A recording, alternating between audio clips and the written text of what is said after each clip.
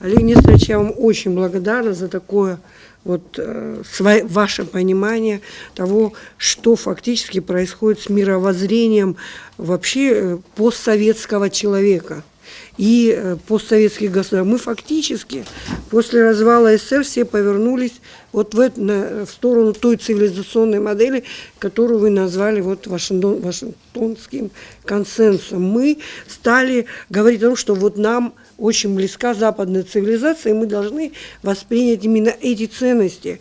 И именно это в перестроечный период, оно, я думаю, привело и к развалу СССР, потому что это чуждо было нам.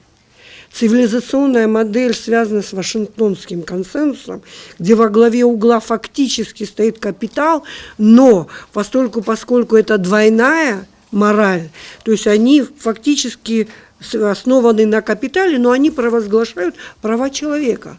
Они навязали нам ценности по защите прав человека. И во всех постсоветских государствах возникли институты, которые стали защищать права человека.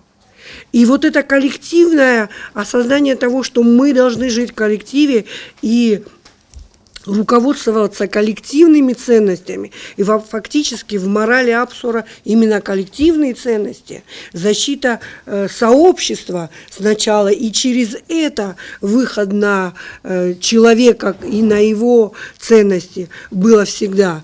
А нам навязали права человека. И во всех, наверное, постсоветских государствах есть институты, связанные с защитой, омбудсмены, защита прав человека. Я уже как-то где-то говорила о защите обязанностей и констатация того, что этому человеку нужно что-то еще делать, что за ним есть определенные обязанности, это ушло как-то далеко и в угол.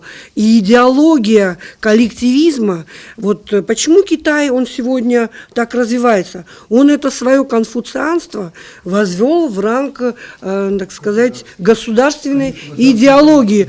И конфуцианство, оно очень было близко идеям коммунизма, которых нас учили в свое время. И они сохранились как государство и трансформировались в современное государство, высокоразвитое экономически, потому что они не восприняли идеологию Вашингтонского консенсуса.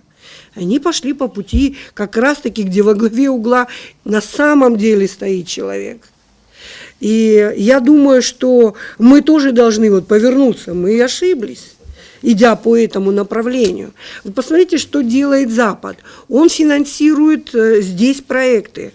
И очень адресно. Он подходит к человеку и очень адресно его финансирует. Он фактически сделал этого человека, который эти проекты принял, заложником тех идей, которые они ему навязывают. И попробуй теперь от этого отойти. Я недавно слушала одного актера, который, молодой актер такой, он говорит о том, как он овладел умами человека. Он, черт, дьявол или кто это, я не знаю, или западные представители, которые внедряют эту идеологию. Он говорит: я иду по пути не того, чтобы вас отнимать.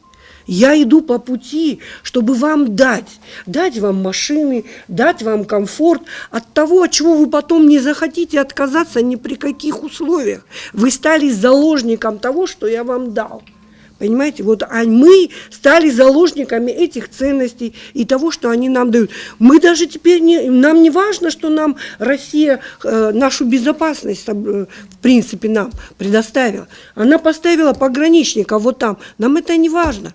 Она нам дала союзничество, партнерство стратегическое. Нам это тоже не важно. Оказывается, западные ценности. Что важно. И настолько эта идеология, эти двойные стандарты, они стали нами управлять. Я считаю, что, безусловно, без идеологии, без того, чтобы встать и подумать, все-таки, куда мы пошли. Спасибо большое. Это очень важно.